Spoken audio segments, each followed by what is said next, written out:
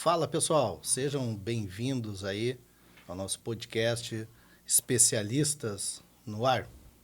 Hoje o nosso terceiro episódio, já batemos um papo bacana aqui sobre manutenção, sobre inteligência artificial. Hoje nós vamos abordar um pouquinho dos temas das legislações que abordam a parte de climatização dentro do nosso setor. Vamos falar um pouquinho sobre retrofit, revamp e vamos tocar esse bate-papo aí. Vem com a gente aí. Então hoje a gente está aí com os nossos amigos aí, Guilherme Collet, Guilherme Melos e uma figura, um baita convidado aí, né? Seu Luiz Borges. Alguns anos de experiência, né? Mais de 45 anos de experiência. Então hoje o bate-papo aqui vai ser muito bacana, né? Vamos construir aí e vamos lá. Então, a palavra está com o senhor, seu Guilherme Collet. Obrigado pelo convite. Mais uma vez, estar participando do nosso terceiro episódio. Feliz de ter agregado mais um e eu ter mantido minha cadeira aí, né? Então, cadeira cativa, né? Consegui. Estamos se mantendo. Tá conseguindo garantir, né? Para bater 4 décadas e pouco, aí vai ter que... Então, estamos aí no terceiro episódio. Muito bom te ver aí de novo aí. Obrigado pelo convite. Vamos lá, vamos deixar o seu Luiz ali por terceiro, vamos deixar o seu Guilherme Melos aí. Muito feliz também. E hoje vamos ter uma aula com o doutor Luiz. Tentaremos aí há quase 4 décadas e meia aí no HVAC, trabalhando aí inicialmente, né, na área de manutenção e uns 25 anos aí dentro de engenharia de obras aí. A gente vem buscando sempre se aperfeiçoar e trazer o melhor custo-benefício para o cliente, respeitando a legislação aí e todas as normas vigentes aí. É isso aí, vamos lá. Legal, vai ser um baita aprendizado aí, né? Vai ser uma aula, literalmente uma aula. Muito legal. Mas então a gente vinha falando lá no episódio 1, episódio 2, falamos lá sobre gestão de manutenção, abordamos também a questão de inteligência artificial, os ganhos, né? Falamos um pouco também sobre a questão de segurança, o que a aplicação, né, de dispositivo inteligente, o que geram isso, né, e traz bons ganhos também para a parte de segurança. Falamos um pouquinho também sobre a questão da qualidade da mão de obra, o que eles precisam se aperfeiçoar. E hoje a gente vai tratar um pouquinho sobre essa questão de legislação, né? Tem um tal aí de PMOC, que é alguma coisa que a gente tem que esclarecer, né? O que é realmente PMOC? O que quer dizer PMOC, Melos? Plano de manutenção, operação e controle. Que traz uma responsabilidade muito grande, né? Exatamente. Tanto para o usuário, como para o proprietário, quanto para o prestador de serviço. E isso ainda tem, né, Luiz? É importante que tu traga isso, né? Porque tem uma responsabilidade técnica. Porque, às vezes, as pessoas não têm noção o que é o ar-condicionado. É muito bom, né? Um conforto, atende os processos, mas também, não sendo bem tratado, ele pode ser um problema, né, Collet? Sim, e quando a gente fala na sigla PMOC, o pessoal às vezes acha que porque o pessoal está indo lá fazer manutenção no ar-condicionado, eles têm PMOC. Então, acho que hoje vai ser legal a gente ter esse bate-papo para esclarecer que o PMOC não é o técnico ir lá e limpar o filtro do ar-condicionado. Essa é uma etapa do PMOC, mas tem todo um contexto desde a responsabilidade técnica até o plano de manutenção, é um book que deve ser montado. Então, a gente pode explorar isso aí um pouco mais hoje. A garantia de um ambiente confiável, né, para... Sem dúvida. Digamos assim, para a ocupação humana, principalmente, né? Mas tem uma dúvida que às vezes as pessoas perguntam, não sei como que vocês veem isso, né? Mas de onde surgiu o PMOC? Por que surgiu o tal desse plano de operação, controle? O PMOC surgiu na NR 3523, 1998. 1998, da época do Luiz. E por que surgiu? E aí, agora? Por que surgiu? Famoso legionário. Mais ou menos isso. O ministro, lá em Brasília, teve problemas de com a respiração e tal, e veio a falecer. E aí fizeram uma investigação. Sérgio Mota, se não me Isso engano. aí. Sérgio Na Mota. realidade, ele estava internado no hospital por uma outra enfermidade.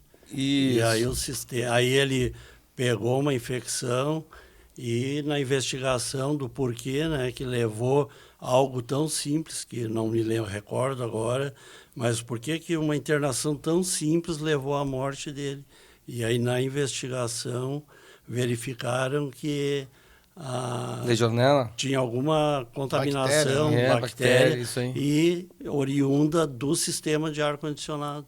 E aí veio a NR3523. Isso, que naquela época lá estava, digamos assim, além da conta da falta de manutenção do sistema que abrangia aquela ala do hospital ali. E era a famosa síndrome dos edifícios doentes. Isso aí. Legal. E aí o PMOC, né? O PMOC é uma legislação, a 3523, ela veio para regulamentar o ar-condicionado. Apesar que a gente já tinha a NBR 139/71, né? Que regulariza a questão da manutenção no HVAC. Mas o PMOC, ele veio assim, foi um objeto que veio para, vamos dizer assim, entender um pouco mais as instalações, né? Qual o tipo de ar-condicionado que tem nessa instalação, se esse ar-condicionado ele tem uma boa filtragem, se ele realmente faz uma manutenção, né? Agora, ele tem o PMOC se aplica onde, Luiz? O PMOC ele se aplica em toda instalação, né, de ar-condicionado para conforto térmico, onde tem ocupação humana. Né, para garantir, na realidade, para garantir as condições, porque não basta tu fazer um projeto bem elaborado, fazer a instalação e depois tu não manter aquilo, como disse o Melos. Não adianta depois tu não manter o sistema operando e funcionando dentro daquilo que foi projetado. Então, aproveitando essa entrada do PMOC, em paralelo também se atualizou algumas normas voltadas ao HVAC, entre elas sistema de filtragem, a parte ali da acúmulo de água na bandeja dos equipamentos, que antigamente as bandejas eram de materiais que acumulavam água, áspero ou bandejas lisas, planas. Hoje é tudo bandeja com inclinação que evita parar aquela água do condensado ali da serpentina dentro para escoamento direto, entre tantas outras alterações que a indústria, as fábricas tiveram que ir se adequando para trazer essa parte de que tu tem o equipamento que de fato produza uma climatização, um ar filtrado dentro da temperatura e umidade adequada, com uma estrutura mais clean, vamos dizer assim, uma estrutura interna mais clean, aonde tu não tem tantos cantos, tantos locais, aonde pode acumular poeiras. Então, tudo isso vem em paralelo a partir desse fato que narramos aqui há um tempo atrás aqui sobre essa alteração em si, em função desse fato do ministro lá.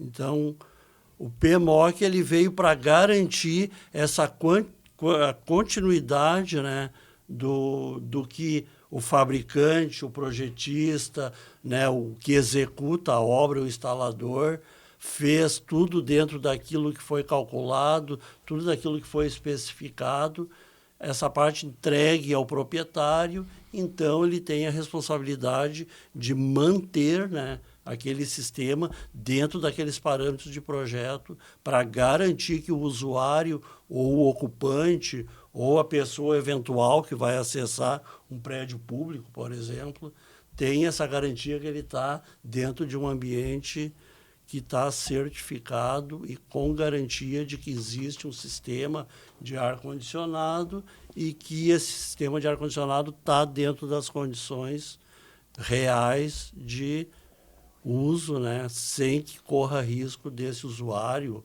ou essa pessoa que trabalha nesse ambiente, que fica horas lá dentro, correr algum risco de saúde. Né? Basicamente, Fala, nesse Colete. caminho. Não, e a obrigatoriedade dos locais que deveriam ter PMOC também sofreu uma alteração, né? Porque antigamente eram edificações com até 60 mil BTUs instalados. Acima Acima de 60 mil BTUs Isso. instalados. E isso mudou depois, né? Então, qualquer local que tenha ambiente com pessoas, seja fixa ou flutuantes, né? Que também é um termo que consta lá no PMOC, passou a ter obrigatoriedade de ter a responsabilidade técnica de um profissional que assinasse a RT disso. Porque pega assim, pega um exemplo de um conjunto de escritórios, vamos falar de conforto térmico, conjunto de escritórios.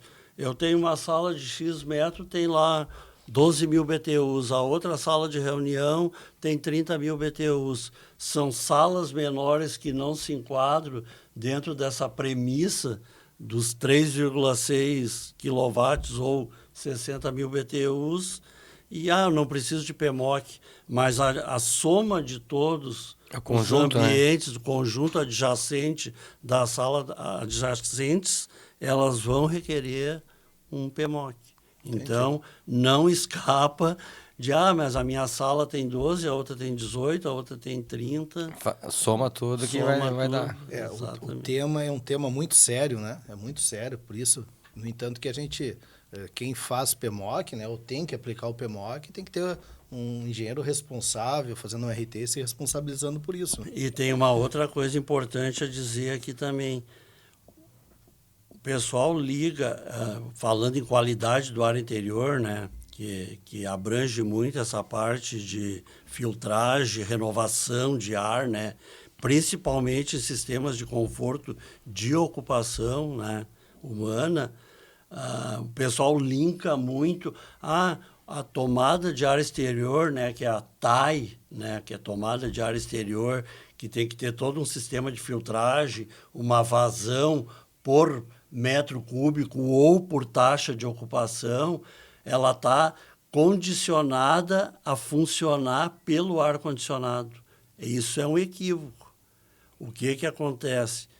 Nós, principalmente aqui do sul, da região sul, onde tu tem 4 estações por ano, nem sempre, algum dia daquela semana ou daquele mês, tu vai botar o teu sistema de ar-condicionado a funcionar. Principalmente quando tu tem salas individuais, como eu comentei antes, quando não é um sistema central.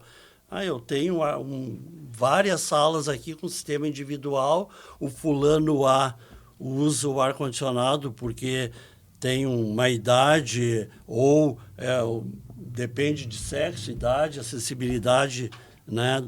Cada um tem a sua acessibilidade térmica. Então, o fulano da sala A está usando o ar-condicionado, o da B não está, o da C não está, o outro está, um está com 19 graus, o outro está 24, apesar de a norma de estar ali, que é 24 mais ou menos 2, né? O que ocorre? Tu tem que garantir, né, dentro do sistema de ar-condicionado, de ambiente, de clima interno, de climatização interna, tu tem que garantir a qualidade do ar interior. Independente se o teu ar-condicionado está ligado ou não.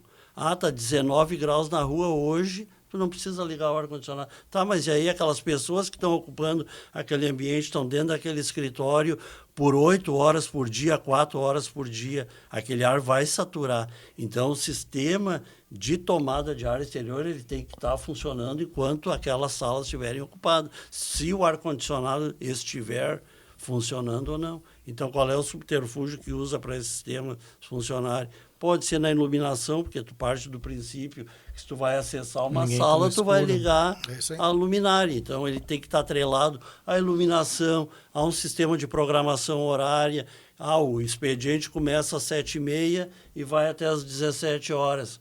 Então, bota ali das 7 da manhã às 17h15, para dar uma renovada depois que o pessoal sair, para dar uma limpada, uma purificada naquele ar. Claro que a gente está falando aqui de um sistema projetado dentro das normas, com filtragem, vazão, pressão, velocidade. Entendi. Né? Isso é então, importante. isso é muito importante, porque até então, muitos condicionavam a tomada de ar exterior ligada ao ar-condicionado.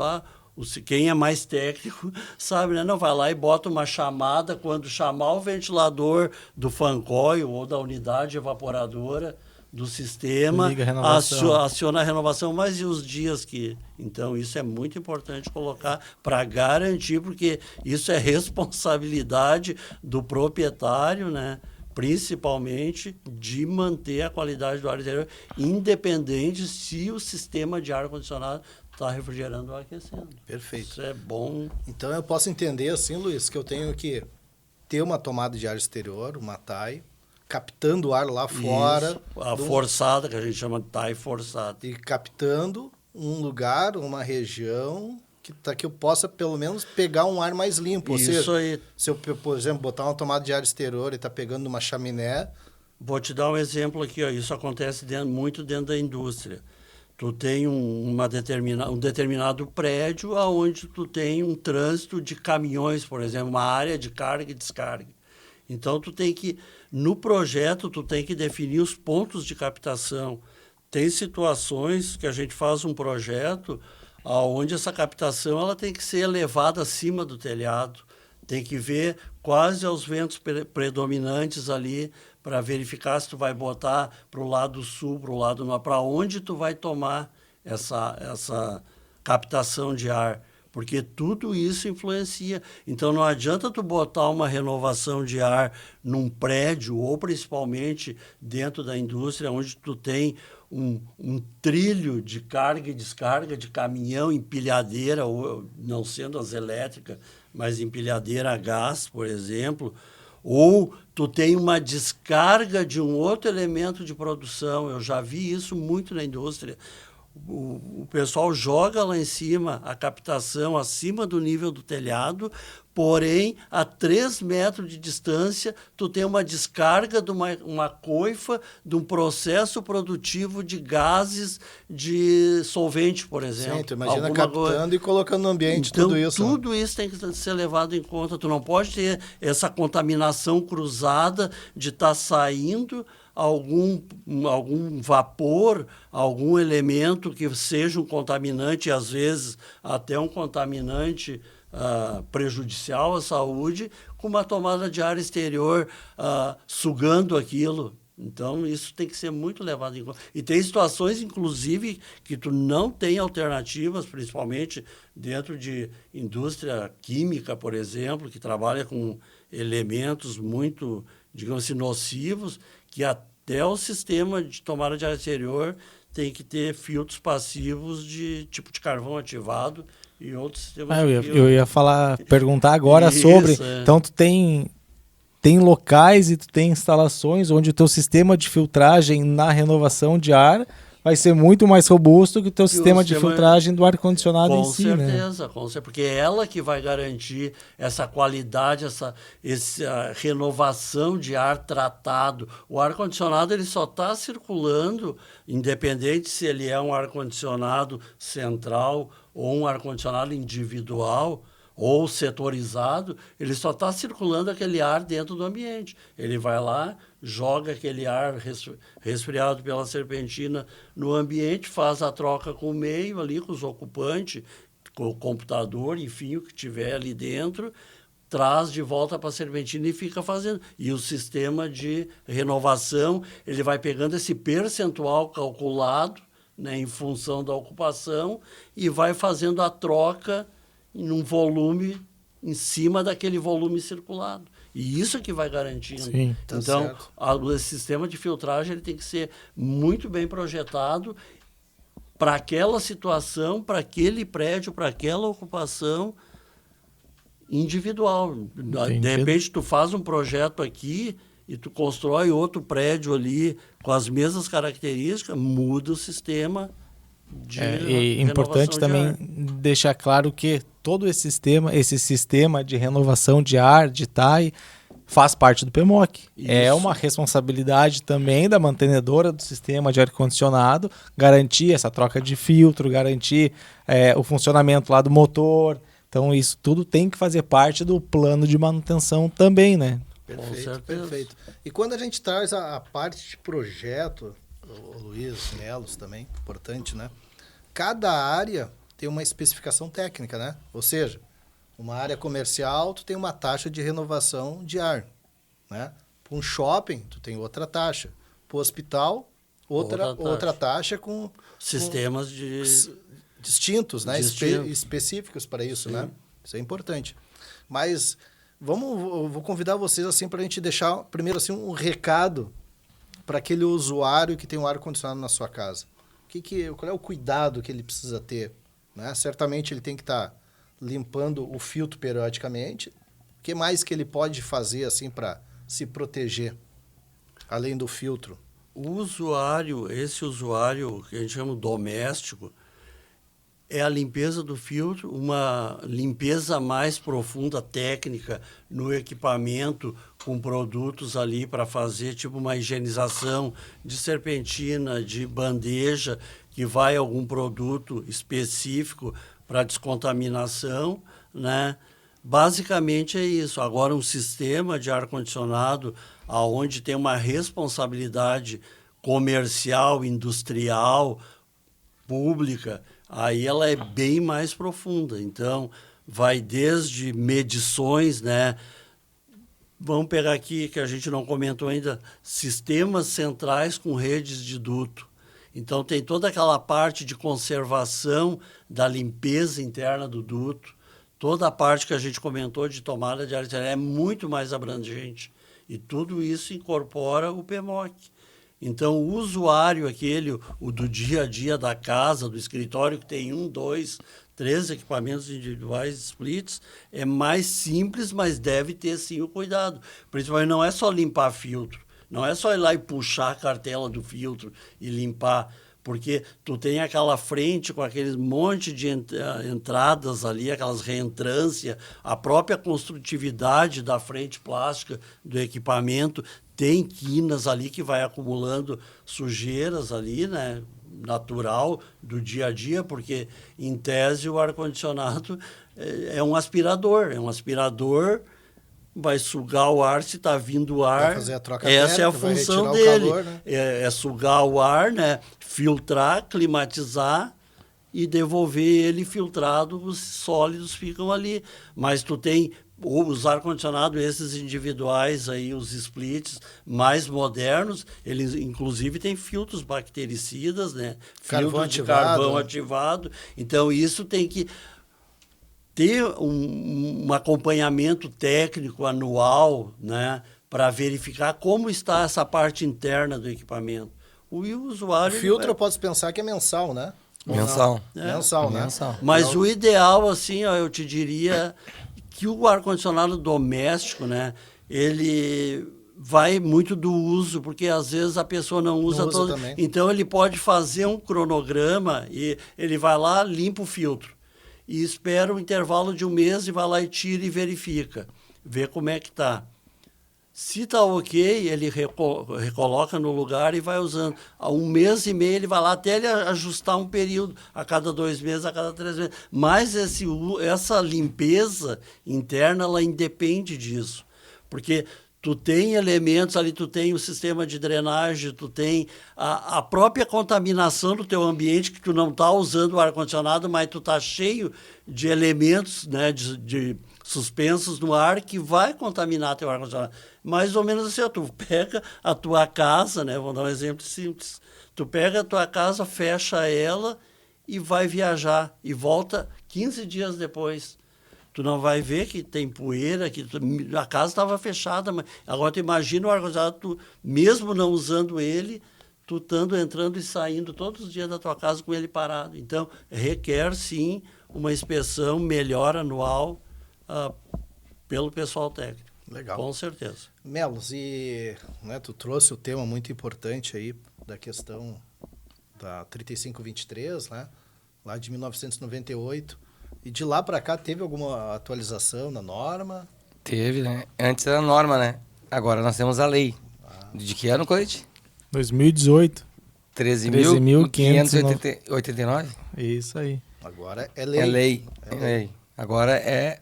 Antes era norma, né? Daí era um convite a realizar o PMOC. Não, agora é lei. Agora tem que ser feito exatamente o que está escrito lá na lei, na RE09, tudo certinho. Aí a gente traz a questão do RE09, né? A RE09, ela determina, né, todos os parâmetros adequados da qualidade do ar, né? Da qualidade do ar. Legal. Desde particulados, concentração de CO2. Inclusive agora em julho desse ano, ela sofreu uma alteração referente aos 1.000 ppm, né, que era aceitável. Agora, antes era 1.000 ppm e não exigia... ppm de? Parte por milhão, né, de CO2. Ah, né? CO2. Agora é 700 ppm acima da medição do ar captado lá na rua. Então a coisa meio que complicou, né? Tu tem um controle bem maior agora. Por um lado complicou, Estreito. né? Mas por outro vai deixar a tua qualidade do ar A melhor. qualidade vai ficar melhor, porque vai garantir melhor, porque agora tu tem um range menor, mas tu tem que garantir ela em relação ao exterior, né? Antes ele era aceitável até 1.000, agora tu tem parâmetro para comparar. Então, digamos assim, apertou um pouco mais o cerco justamente para isso, para ter uma garantia maior de uma qualidade de ar melhor, com uma captação melhor. Então, isso vai afinar mais os projetos, entendeu? Ah, legal, legal.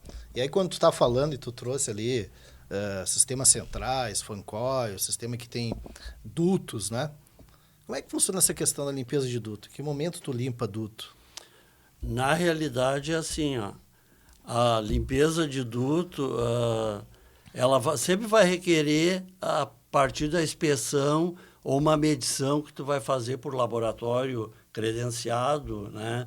Então a gente tem, dentro da RE09, nós temos uma determinação que tu tem que fazer essa inspeção, né? Ou verificar todos aqueles itens da normas lá, né? Sim. A cada 6 meses. Análise de qualidade do ar. Análise da qualidade do ar. A cada 6 meses. Mas isso também é uma lei, né, Melos? Também é Tem uma lei. que ser feito, Tem que né? ser feito. Está na resolução 09. E é obrigatório estar no PMOC, é um dos anexos do PMOC lá, que o PMOC tem um book, né? Que são as obrigações legais que tu tem que garantir. E esse é um dos anexos que tem que estar lá, as análises da qualidade do ar. Ah, legal. E se tu faz análises, tem alguma coisa que não está fora do parâmetro aceitável, tu tem que fazer o plano de ação, tu tem que resolver o problema, ver qual é a causa daquilo, né? Pode ser a renovação de ar pegando de um local inapropriado. Ou uma manutenção mal feita. Uma manutenção mal feita. Mal realizada. Ou uma casa de máquina que não está no padrão. Ou então, uma tomada de ar em desacordo com a norma não Exatamente. atualizada. Exatamente. Porque ainda existe casas de máquinas com a tomada de ar estática, né? Que é uma tomada de ar que trabalha por depressão. Tu tem um damper de fechamento manual no retorno da casa de máquina e um damper na tomada de ar estática na parede externa, direto na parede. E aí tu faz esse balanceamento para, entre aspas, roubar o ar exterior por depressão na sala de máquina. Só que isso, como eu disse antes, só vai funcionar se o ar-condicionado estiver funcionando. No momento que tu Precisa ter tomada de ar forçado, né? Então, no momento que tu não está usando o ar-condicionado naquele dia, tu não tem renovação de ar, mas tu está com o escritório com 20, 30 pessoas lá dentro, e aí como é que fica? Então, essas instalações, elas têm que serem retrofitadas, né? é importante que tu falou da limpeza de duto, né, Giva? Mas também tem estados no Brasil que é obrigatório anualmente tu fazer limpeza, independente da análise, né? Independente da análise. Eu sei, agora eu lembro de cabeça do Rio de Janeiro. Rio de Janeiro. Rio de Janeiro é uma lei que tem no estado que diz todo ano, independente das análises, né? é obrigatório fazer limpeza de dutos. Até porque a tomada de ar exterior, ela pega o ar exterior, trata e põe para dentro da casa de máquina no sistema de HVAC. E como eu disse antes, o HVAC, o ar-condicionado em si, o fan coil, o terminal lá que faz a refrigeração e climatiza o ambiente, ele circula entre eles. Então, tu garante, não adianta tu garantir o ar que tu está pegando na rua para renovar se o sistema aqui está contaminado pelo uso natural, como eu comentei antes. As pessoas estão ali, a faxineira lá está varrendo, o ar central está ligado, e aquilo vai produzindo sujeira. E ele vai pegar no sistema interno do ar-condicionado. Então, ele vai para os dutos. E aí, pegando esse teu gancho aí, né, Luiz, que é importante, então a gente pode entender um fan coil, um selfie, um equipamento de grande porte, ele tem que estar bem vedado a captação do ar, onde é o filtro, né? Tem Exatamente. um tipo de filtro específico, né, Melos? Tem. No mínimo, né? Classificação para ambiente. É que o mínimo, mas é que nem o Luiz falou, né? Dependendo Da da aplicação, tem que ser um filtro especial, tem que ter toda... Tem filtro absoluto, filtro o Às- G4, o G5, Às vezes a climatização tem que ser... prensado. A renovação tem que ser climatizada, né? Então, Isso. tudo depende do projeto e da aplicação. Mas isso que tu tocou, Gilvan, é muito importante, essa parte de estanqueidade do sistema de ar-condicionado. E não é só do sistema de ar-condicionado. Eu vejo muito aí, como foi comentado aqui, em 4 décadas e alguns anos, Pouco tempo, né? Pouco eu tempo. eu já vi muita coisa e vejo muita coisa que é... Vamos usar aqui, já que a gente está no mês farroupilha, é de cair os butiá do bolso. Por exemplo, ar-condicionado sem vedação nas tampas. Eu ia falar isso agora. A gente Sem já a vê vedação ou tampa empenada ou faltando os fechos da tampa. Ou os O que parafusos, que né? O que ocorre? Ocorre o óbvio, o ar ele sempre vai ir pelo caminho mais fácil. Entre a perda de carga de passar pelo filtro, passar pela serpentina e ir para o ventilador, qual é o caminho que ele vai fazer? A fresta da tampa, do fechamento, do invólucro do gabinete, da estrutura do gabinete. Eu vejo muito equipamento aí podre, com buraco nas tampas. E isso é um crime para o usuário, porque o ar está passando tudo pelas frestas, que é muito mais fácil, não tem perda de carga nenhuma, E pega a questão da eficiência energética também. porque Além tu do- está produzindo uma determinada capacidade, está consumindo energia elétrica e o ar está passando por ele, não está sendo refrigerado, então o teu ar-condicionado está sendo consumido ao máximo em termos de energia e te entregando um percentual abaixo do que ele está consumindo. Isso é uma das questões. Às vezes tu pega lá uma serpentina com uma área de face de 2 metros e os caras cortaram um pedacinho de filtro e deixaram lá Isso. só com o ar mesmo sugando pra serpentina, Coloquei- não tem fixação Não, com nenhuma, não tem com um filtro suporte. G0, né? Isso. E com isso, quando tu chega lá e olha assim, bah, mas esse filtro está muito adequado a essa serpentina, ele está encaixado certinho. Aí tu chega lá e não tem filtro. É que nem tu pegar quem tem aquela secadora de tambor sabe que tem um filtrinho lá atrás, tu tira uma película de picumã, de feltrinho que vai formando, né, do pelo, Da roupa? do suspenso no ar, e aquilo parece um filtro, tu tira assim, é 100% sujeira, porque não tinha filtro a serpentina. É coisa assim, mas a outra coisa importante, não interrompendo vocês, eu não posso deixar passar aqui, são casas de máquina, que era o segundo ponto que eu falei, dos absurdos que eu já vi Sim. por aí. Casa de máquina, ela tem que ter a qualidade, casa de máquina que eu digo, é aquela onde fica o fan coil, principalmente sistemas centrais, aonde tu tem o fan coil, tu tem o self, tu tem o splitão ali dentro, que é o sistema de ar central. A casa de máquina, ela tem que ter o acabamento de parede, piso, teto, exatamente ou melhor que o ambiente que está sendo ocupado. O que eu quero dizer com isso? Se tu tem um escritório lá com porcelanato, parede com pintura lisinha, teto, forro pacote bonito, liso, com vinil e lã de vidro ou mineral, a casa de máquina ela tem que ter um piso lavável, e tem que ser impermeável, paredes impermeáveis, teto impermeável, tem que ser lavável, ela não pode ter aspereza, cantos aonde acumula sujeira, porque todo o ar daquele ambiente que os dutos estão, que o sistema está puxando e mandando para os dutos, com o ar que está vindo tratado de fora, está dentro daquela bolha, vamos chamar assim como uma bolha, e é aquele ar que o pessoal vai respirar. Então, a casa de máquina ela tem que ser preparada e construída para ter facilidade de limpeza e dificultar o acúmulo de sujeira. Não pode ter canto, não pode ter ralo com tampa aberta, não pode ter sistema de acústico, se tem que ter um sistema acústico, ele tem que ter uma superfície que não acumula poeira. Enfim, eu já vi muita casa de máquina, vocês podem achar um absurdo, mas eu já vivenciei muita casa de máquina que é usada para depósito da faxineira. Nada contra a isso a Eu gente ia falar encontra isso aí muito. agora. Nada Se encontra muito contra, isso. nada contra a faxineira. Não, mas por facilidade de Já não não tem a ter... instrução também, né, Luiz? Não, tem Não, instrução. eu não vou nem por aí, Gilvan. Não, a instrução que eu digo é a questão do conhecimento Técnica. técnico. Isso, o que eu ia te dizer, às vezes, a coitada da senhora lá, para não estar levando aquele carrinho, aquele balde, andar para cima, andar para baixo, leva lá para o fundo, traz aqui para frente, a sala de máquina está aberta, ela vai lá, abre a sala de máquina, põe aquela balde de bruxa, né?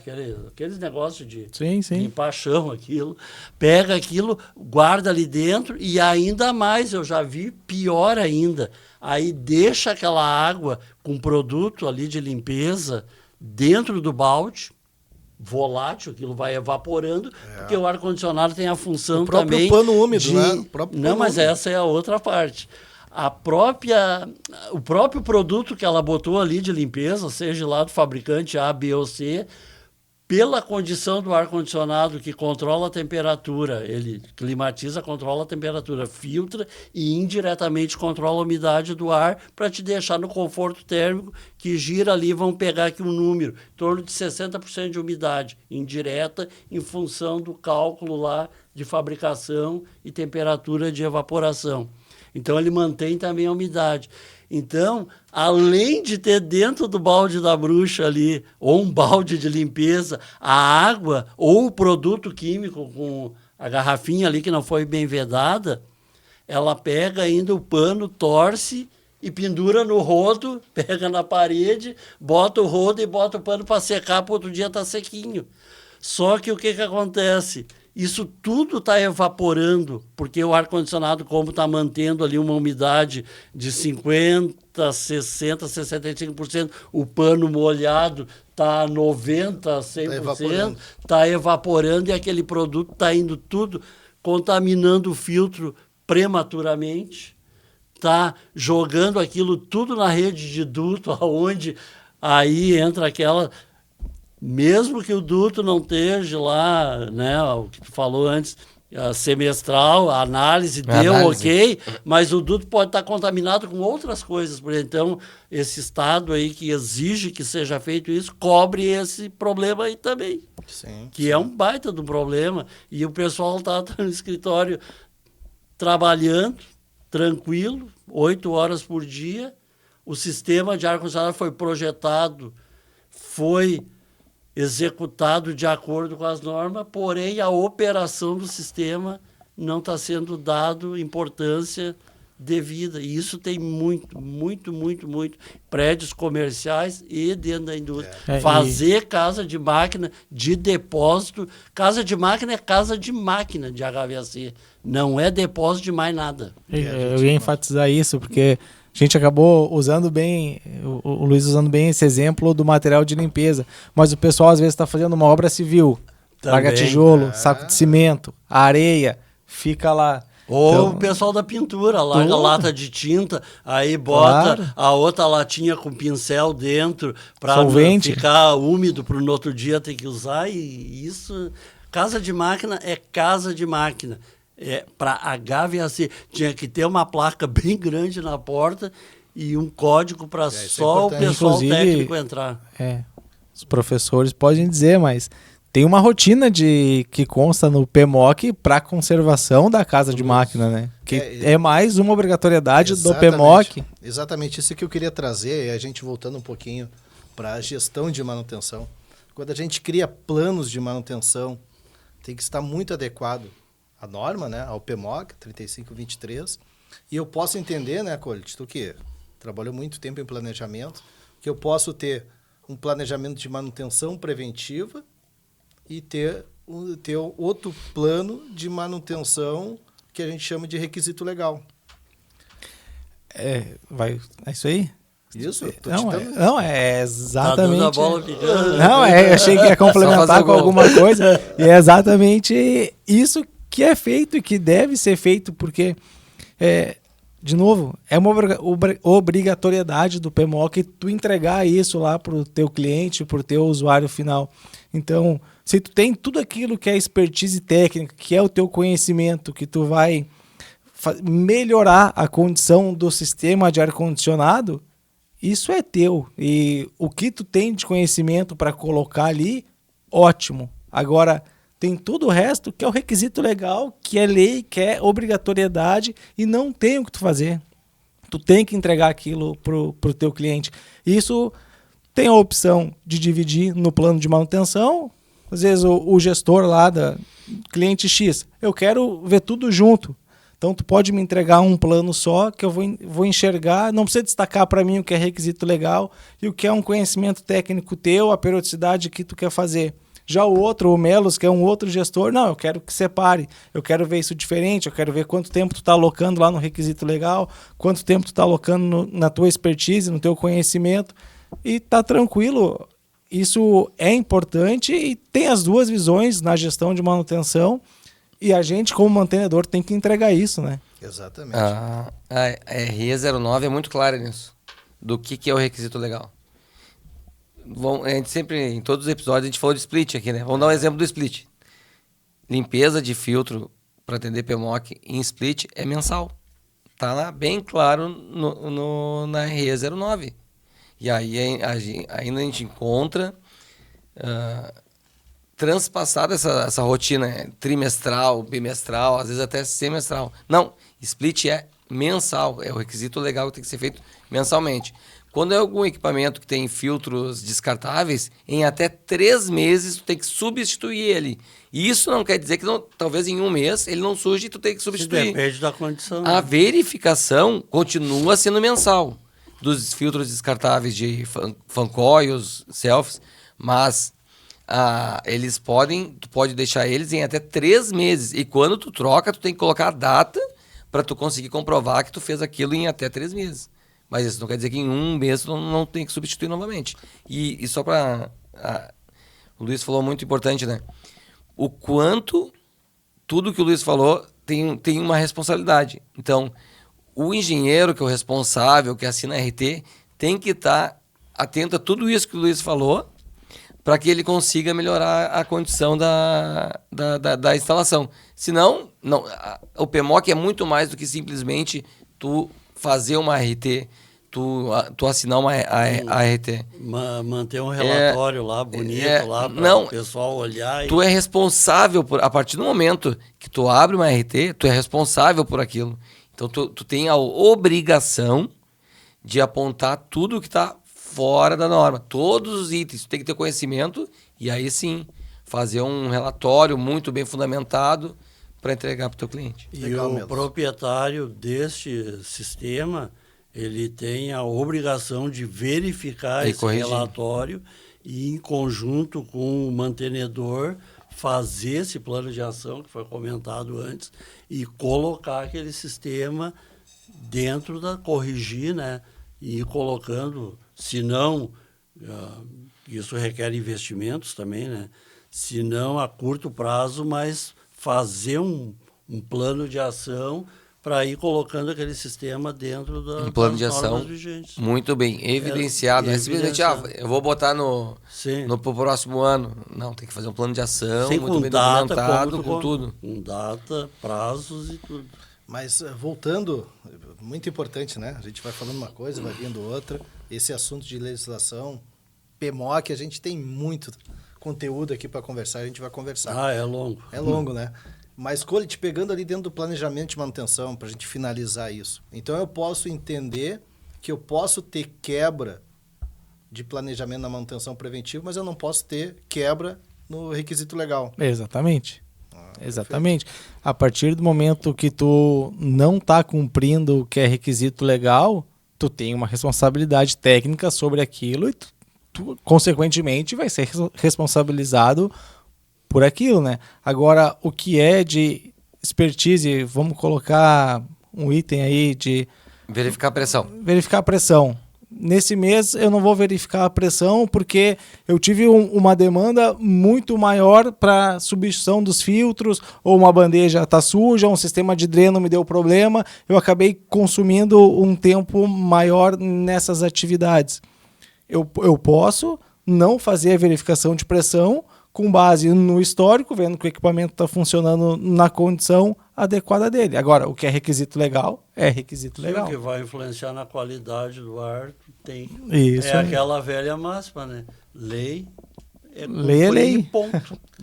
Tem Vamos agora... meia volta. É, legal, muito bom. E nós vamos voltar a falar sobre esse assunto, né? Mas vamos dar uma avançada agora e vamos falar um pouquinho de retrofit e revamp, né?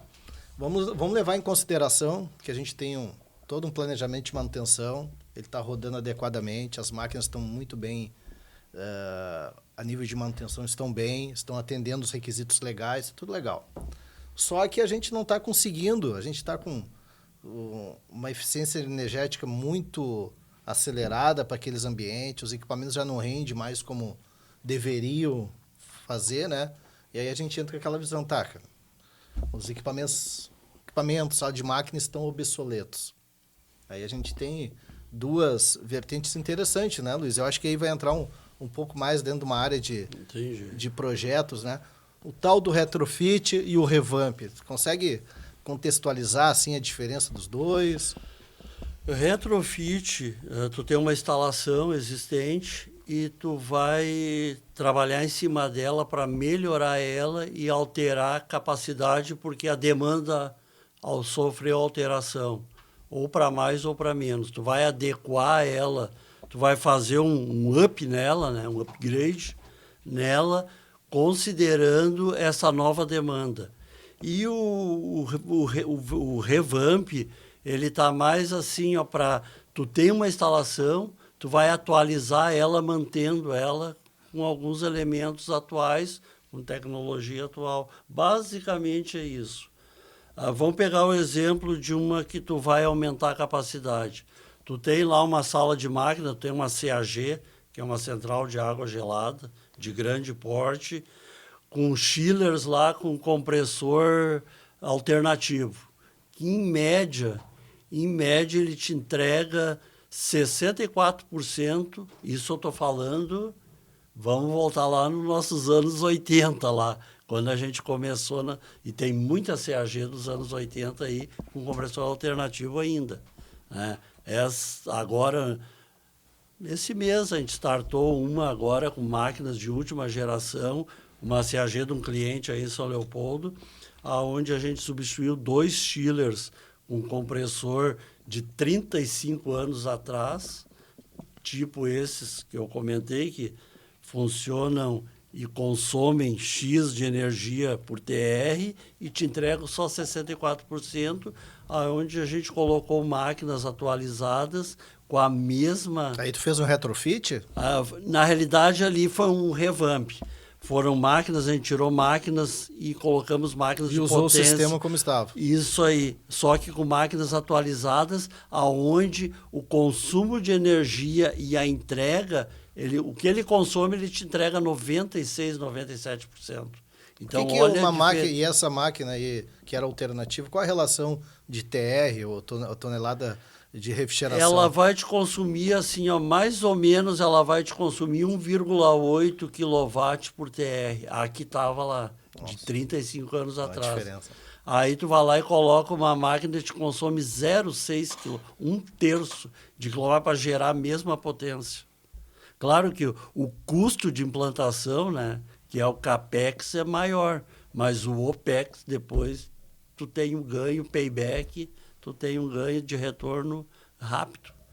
Fora que tu está enquadrando dentro de várias normas, tanto a parte ambiental de consumo de energia, tu está com gás já ecologicamente correto. Isso eu ia colocar para vocês, né? E tu tem outras 1000 vantagens que tu tem remotamente, tu pode acompanhar a máquina remotamente, coisa que tu tinha que... Isso eu acho que entra muito também na parte que vocês já comentaram aqui de telemetria, Smart Vac, por aí afora. Então, tu tem esses ganhos e tem muita máquina aí aonde tu tem esse consumo excessivo de energia, fora, isso eu estou falando, dados de, como eu disse, lá de 3 décadas atrás, 3 décadas e meia nesse caso foi. Mas tu tem a outra vertente, como tu gosta de falar, que é, além de tu ter essa defasagem de tecnologia obsoleta, de compressor, que te consome 1,8 em média quilowatts por TR, em relação Isso é a muito significativo, viu? em relação a uma que consome 0,6 por TR, tu tem a outra parte que é o desgaste natural do equipamento. Tu pode ter um equipamento, e aqueles lá estavam assim, é mais ou menos tipo aqueles carros placa preta, né? Tu tem um carro da década de 70, parece que saiu da loja hoje, 98% original, só que ele tem o desgaste dele lá. Ele se desgastou, tu vai botar ele no pau mesmo, é capaz de não aguentar. Então, tu imagina, tu ter uma máquina dessa que está te entregando desde nova, 64% há 35 anos funcionando, tu tem o desgaste natural dela, tu tem todo o desgaste do sistema em si, tudo que faz parte do conjunto, que vai perdendo o rendimento. Então, tu pode ter o compressor, ter feito uma remanufatura no compressor 1, 2, 3 vezes, trocado o rolamento, óleo, aquela coisa toda de manutenção, mas ela não vai mais te entregar os 64%, ela vai perdendo. Alguns fabricantes aí colocam entre 0,6% e 0,8%, e dependendo do tipo de equipamento, até 1% ao ano a partir dos 10 anos de desgaste. Né? Então, ela já não vai mais te é entregar normal, né? 35%. Que tem atrito, tanto de água quanto fluido. É que nem a gente, vai ficando velho.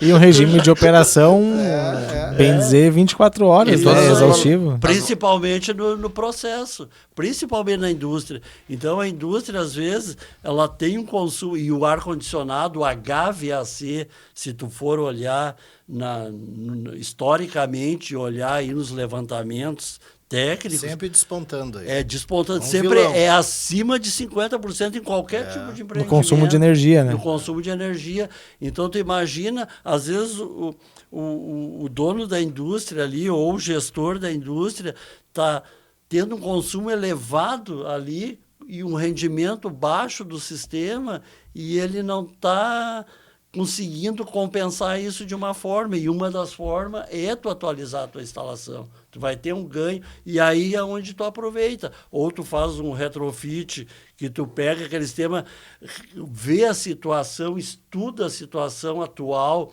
do empreendimento, da instalação, do parque industrial desse cliente, e verifica o quão aquilo cresceu em relação ao que era no passado.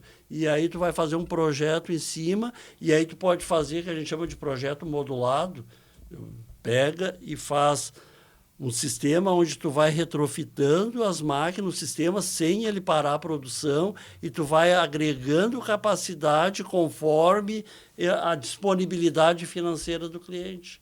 Então, tu pode ter lá 600 TR lá, e tu precisa aumentar para 1.000. Tu não vai desembolsar os 1.000, né? Tu vai fazer o projeto, vai fazer o estudo, confirmar a potência, qual é o conceito, qual é o tipo de máquina, porque há 30, 40, 50 anos atrás podia ser um tipo de máquina, ou há 20 anos atrás, que é a vida útil, mais ou menos, de um chiller, aí na maioria dos grandes fabricantes gira em torno entre 15 e 20 anos.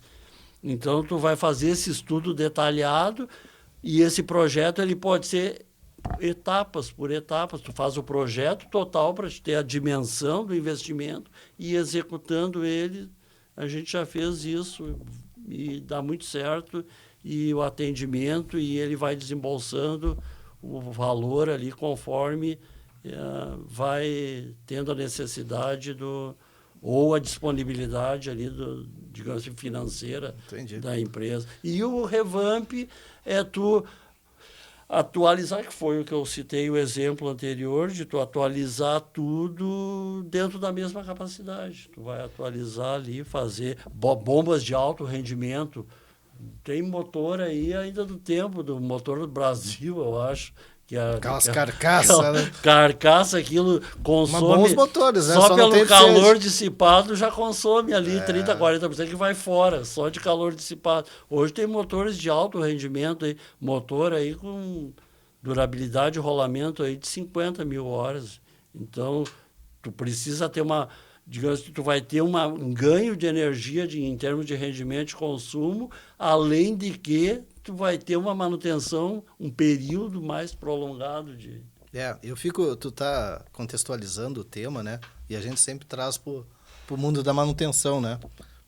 Que evolui a manutenção quando um equipamento chega na fase de obsolescência dele, né? E aí tu aplica o revamp ou um retrofit no sistema todo, tu aumenta a disponibilidade, tu aumenta a confiabilidade, tu tem um ganho energético, né? Isso é de extrema importância, né? E essa confiabilidade, ela não é só a confiabilidade de tu entregar para o cliente o ar ou a água gelada. É a confiabilidade do próprio equipamento. Não é... Porque, vamos supor, tu pega uma CAG, que é um grupo de...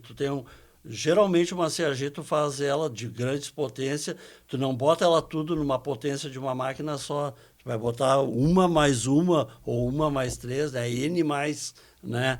Para tu poder ter um rodízio e um percentual de redundância, justamente para te ter essas paradas de manutenção programada sem afetar o processo produtivo do cliente. Falando aqui especificamente em refrigeração e climatização de processo. Então, isso também é atualização de um projeto, porque antes o cliente tinha uma instalação antiga, onde não tinha nenhum percentual de redundância, a instalação já estava deficitária, o parque de produção dele aumentou e o cara está estrangulado. Aí queimou uma contatora lá no compressor, parou tudo, está o Melos lá, correndo com a equipe dele. E isso tudo pode ser visto e estudado de uma forma que impacta menos. E até vou fazer um comentário aqui do meu tempo de manutenção aí. Tempo de guri. Tempo de guri, né? Menino. Eu lembro que isso eu vejo com o pessoal hoje lá, principalmente da equipe do Melos, nas andanças por aí. Eu, quando carregava minha maleta de ferramenta, pesava 50, 60 quilos, era chave inglesa desse tamanho, era chave grifo desse tamanho, era chave de boca. Competição de qual era a maleta que era mais a completa. E aí, qual era a parte eletrônica para tu fazer teste? Era um multímetro e um analógico, né? Quando não era tudo junto, era um equipamento, era um manifold, exatamente, um multímetro. Hoje é o técnico, primeiro que tu já resolve muito problema remotamente, não precisa tu estar lá. E a outra é que quem vai lá, dificilmente ele vai precisar levar uma maleta que pese mais que 2, 3 quilos para resolver o problema em 80%. Talvez até mais, ele resolve 90% do problema de tanta tecnologia embarcada que tem é uma maletinha com alguns equipamentos de medição eletrônico ali, umas chavezinhas. Quando não está com a mochila do notebook do lado. Eu ia falar isso agora. Exato, como a gente agora startou essas duas máquinas aí na semana passada, aonde foi uma maletinha ali com um amperímetro, um multímetro, um medidor de fazímetro para ver a inversão de fase. E o grande digamos, protagonista para parametrizar e ver todos os parâmetros é o notebook. Falamos já nos outros episódios, né? Agora, pegando esse gancho, pessoal, é importante quando a gente vai falar sobre revamp, retrofit, né? A gente que faz as andanças e aproveitar que o Luiz está aqui, a gente vê aí no setor industrial, principalmente quando tu olha assim, um split numa sala elétrica. Split convencional. Isso é outra coisa. Quanto já pegou desse? Muito. Não é, Colete? Setor crítico com split. Isso é uma outra visão errada da indústria. Assim, ó. Temos que deixar só uma coisa bem clara. Split é feito para conforto humano. Não para conforto, não é conforto de equipamentos, não para climatização de equipamentos. Eu vou até dizer assim, ó, O split, e concordo contigo, o split ele foi desenvolvido para substituir o famoso ar-condicionado de janela, o ACJ, que foi justamente, eu vivenciei essa época, inclusive os primeiros split, como na época a gente era instalador autorizado, né? Então, os primeiros splits que saíram de 2 grandes fabricantes aí, nós, né, o GSC na época, Refrigeração São Carlos, colocou no mercado, o fabricante colocou, os 2 fabricantes que a gente representava, colocou à nossa disposição para instalar para testes iniciais em campo. E eu tive a oportunidade de instalar os primeiros nas 2 situações. Nós dois, né, Luiz? Nós, te lembra? Nós dois, né? Exatamente. Então, o que acontece? Ele foi desenvolvido para substituir o ACJ porque o ACJ é um ar-condicionado que ele é compacto, enfiado numa parede, que nem sempre a parede aguentava o peso do ACJ, aquele trambolho, e na época era o que tinha para o momento, como tinha se o CC, diz. né? CJCC. Aí tu ligava aquilo na parede, trabalhando no escritório, e aquele o dia todo do teu lado, né? Ué, ele faz o ruído do compressor alternativo, né? Exatamente. Um compressor, um Danfoss lá. Um Danfoss não, era o mais Tecunce, usado, né? era o Tecunce. E aquelas AK-115, aquela parecia que ela tinha um defeito próprio para provocar o cara. Mas, enfim, o split foi desenvolvido para substituir, para separar a unidade que faz a refrigeração interna ou a climatização, para botar bem longe a condensadora. Não ter barulho. E isso é outro problema, fazendo uma parte aqui. Muitos penduradores de split não faz a tal de venda, muita loja, isso eu estou falando no particular agora. Pessoal de loja aí, de grandes magazines, faz a tal de venda casada, vende o split com a instalação junto. Aí ele já tem a parceria com o pendurador de split, o pendurador de split vai lá no teu quarto, na tua sala, ou no teu escritório lá, que tu tem um escritório comercial, alguma coisa, e bota a unidade interna lá de dentro, faz o buraquinho na parede, pega o cano que vem uns 30, 40 centímetros, puxa ele aqui, enfia para fora e liga a condensadora. E aí fica a condensadora do lado de fora da parede. Com a evaporadora. Com a evaporadora. Aí tu vai dormir de noite, no caso do dormitório. Eu já vi muito isso em hotel, viajando aí por tudo que é lugar. E tu vai dormir de noite, parece que tu tá com a CJ. Porque tem 2 problemas. Um, que o split ele foi feito justamente isso, para jogar o mais longe possível. Só para ter uma ideia, em média, um 9.000 BTUs tu pode botar, se não me falha a memória, alguns fabricantes até 10 metros de distância. Pega uma capacidade maior, aí tu pode botar 25 metros. Né? Então é para botar longe mesmo, para tu não ouvir aquele barulho e não contaminar a fachada do prédio, para te concentrar numa fachada que não fica visual. Mas, ô Luiz, deixa eu só... Mas voltando... Eu só queria te puxar, que é importante, né? O nosso tempo aí tá quase se esgotando. Mas eu pensei que estava começando. Mas tem muito assunto aí, né? Mas essa questão chama muita atenção e a gente vinha conversando quando a gente estava vindo para cá sobre essa carência, né, do pessoal entender que um split não foi feito para uma sala elétrica. E às vezes a gente visita aí clientes, a gente teve a oportunidade de olhar, acho que semana passada ainda, de um split que aí desce o dreno e o dreno pega bem na porta do quadro elétrico. Tu imagina, goteja, condensa. Eu te diria mais assim, Gilvan, não vamos ficar só na sala elétrica.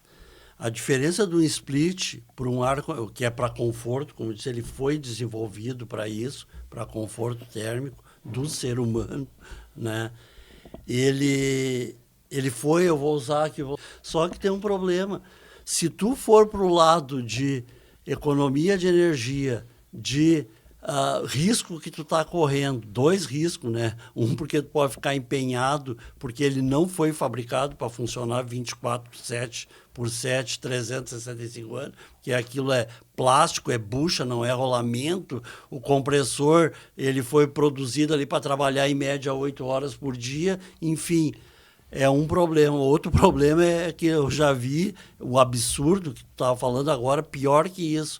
Eu já vi split piso-teto instalado em cima de um rack. Eu já vi K7, e eu ia te dizer, não vamos ficar só em sala elétrica. Vamos para tudo que é área onde tem equipamentos. Data porque center, isso aí. Porque o que é a diferença? O split ele foi feito para calor latente, que é o calor de conforto térmico do ser humano. E o ar-condicionado, que é específico, é alta carga de calor sensível, que é para equipamentos, onde não tem a troca de temperatura, não gera evaporação, né? Então, o que falando bem simples, né? Então, o split, ele tem uma taxa de volume de ar, de circulação, ele tem um sistema de X aleta por polegada na serpentina, ele tem toda uma construtividade para trabalhar dentro de uma temperatura e aquilo que eu falei, e mantém diretamente a umidade. Então, o split, ele não pode provocar um desconforto térmico. Tu imagina tu ligar o split ali e a gente está aqui nessa mesa e aí aquele vento começar a soprar aqui, ele tem uma velocidade baixa, um volume de ar baixo, ele tem em função disso, a construção da serpentina dele é própria para isso, para ser suave, para não te provocar, porque ele é para conforto térmico, ele não é para desconforto térmico. Enquanto que uma sala, um data center, um eletrocentro, uma sala elétrica, enfim, onde tu tem alta carga de calor sensível, tu precisa fazer esse ciclo rápido, tu precisa gelar a serpentina, retirar o ar, o calor, né? E lá no painel buscar aquele calor, em palavras campeiras, ir lá, laçar o calor e trazer de volta. Quanto mais rápido tu fizer isso, melhor o rendimento e melhor a taxa de manter teu equipamento lá dentro da temperatura que o fabricante dele te recomendou. Então, este equipamento, ele tem... Só para ter uma ideia, tu pega aí um split comum, aí vão pegar um qualquer aí de conforto, ele vai ter em média aí, a maioria deve ter em média 350, 380 metros cúbicos de ar por TR, numa velocidade bem baixinha, 2 metros por segundo, 1,5 metro por segundo. Tu vai pegar um sistema projetado para uma sala elétrica, um data center ou algo parecido, né, que é equipamentos, né, que geram calor, sala de tráfego, enfim, tu pode ter até 800, 900 metros, 3 vezes mais, numa velocidade aí que pode de 8, 9, 10, 11 metros por segundo. Quer dizer, ele vai lá e retira o calor. O que eu estou querendo dizer com isso? Que tu está produzindo muito mais climatização com menos energia e com muito mais confiabilidade, porque é com rolamento de X mil horas, o compressor é robusto para isso, ele é estruturado. Projetado para isso. Exato. Então, o cara disse, vai botar split. E teve um caso de um cliente aí, que o cara tem um container com uma carga X lá, ele já botou 7,5 TR piso-teto, 90 mil BTUs, e agora botou um quarto, e eu, quando ele foi para botar o quarto, me chamaram lá para ver o que eu achava, e eu condenei. Eu cheguei assim, cara, tu pode botar o quarto, tu vai botar o quinto, e tu não vai mais ter espaço dentro do container. E o pior, os pisos, teto, que eu estava comentando, em cima dos painéis, porque o container dele é um container de 12 metros por 2,40 e por... Não, é 2,40 por 2,65. Não tem mais lugar para botar. Falei, nós temos que refazer, estudar o teu caso e fazer um cálculo e botar um sistema para isso aqui. Tu vai ver que tu vai ganhar energia e segurança. O que acontece se E outra, split não foi feito para trabalhar, porque o eletrocentro, ele está trabalhando tanto no inverno quanto no verão, ele está produzindo calor lá dentro. E ele precisa de refrigeração. Então, ou tu usa sistemas que a gente chama economizer, que é um sistema que tu vai fazer uso ou não, e aí depende dos elementos dentro do eletrocentro, se ele comporta pegar o ar externo, porque nós aqui do Sul, como eu já comentei, temos 4 estações num dia, e tu pode projetar um sistema para uma determinada aplicação equivocado num local, tipo serra, por exemplo, e tu puxar um ar úmido para dentro de aonde tu tem um sistema que não pode ter um X nível de umidade. Então, isso tem que ser muito bem balanceado e pensado, e por isso que tem que se entender a aplicabilidade na hora de pegar os dados de projeto para projetar. Então, o que eu falei com ele? Nós temos que parar, tu tem que parar de botar ar-condicionado. Ele estava botando por conta. E ele queria a opinião desse quarto se ia dar conta. Eu disse, tu pode botar o quarto, o quinto, o sexto, o sétimo. E em cima dos painéis, o que acontece para o ar-condicionado de conforto que não foi projetado e nem fabricado com as devidas proteções, características? Ele vai... Com certeza, e aconteceu, e ele já me falou isso, porque como... Eu sou macaco velho na área, eu já disse, nunca congelou isso aí no inverno? Ele, já congelou, não sei o que tem. Eu, sim, porque isso aí não tem, ele não foi feito para isso aí, ele não tem os controles adequados. Aí fabrica as bandejas e bota por baixo, por fora. Aí pinga em cima do inversor de frequência que toca um motor lá de 100, 200 CV lá, do processo produtivo dele e para a produção. Então, quer dizer, o prejuízo que ele teve na produção e até... o fabricante dele lá mandar o outro inversor ou a placa do inversor, já se pagou o sistema, já se pagou o projeto. Então, aí acontece isso. Eu já vi também. O cara chega lá, bota 3, 4 split, já vi K7 em cima de rack de data center e data center corporativo, aonde ali era o data center principal de toda a indústria de filial no norte, em São Paulo, para o data center ali, para todos o processo. O tema é longo, né? E aí o cara vai lá e aí faz isso aí, pega e fabrica uma bandeja. Eu resolvi aqui, o rapaz da manutenção lá, da funilaria, virou uma bandeja e botou ali. Resolveu meio problema, ou parte do problema. É um absurdo. Mas o pessoal, a gente vê isso também, né? Mas muito legal, gente. Muito legal. Esse bate-papo com essa autoridade aí, né? O que eu mais gosto do Luiz é que ele fala, isso aí é 0,567. Isso é um fenômeno. Mas tá bom, pessoal. Nós temos que concluir aí, né? A gente sempre fala, a gente começa a bater papo e a gente não vê a hora. Mas não falou que era até às 7. Até às 7. Ou até às 19. Disse que era até amanhã de manhã. Mas vamos lá, pessoal. Vamos dar a nossa palavra final aí. Qual é o primeiro que... Hoje eu vou deixar aberto. Não, vou só agradecer pela aula do homem hoje aí. Obrigado pelo convite. Vamos ver se na próxima acabou as cadeiras. Alguém vai ter que sair. Eu só vou dizer, eu não saio. Não, é só agradecer e hoje, em especial, o Luiz pela aula que ele deu pra nós, né?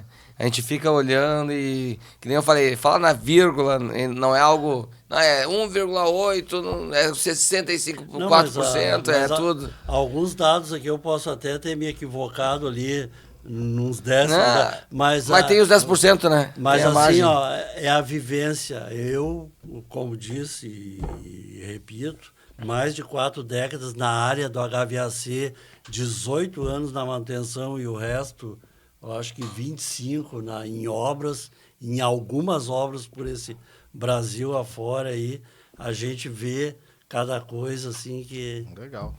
Te agradece aí, né, pessoal? Muito obrigado, né? Vocês estão sempre aqui com a gente, mas agradecer essa figura aí, né? Brilhante aí com as suas... Conta com a gente. Ele disse que tinha uma folguinha de 10 décimos, né? Talvez ele errou.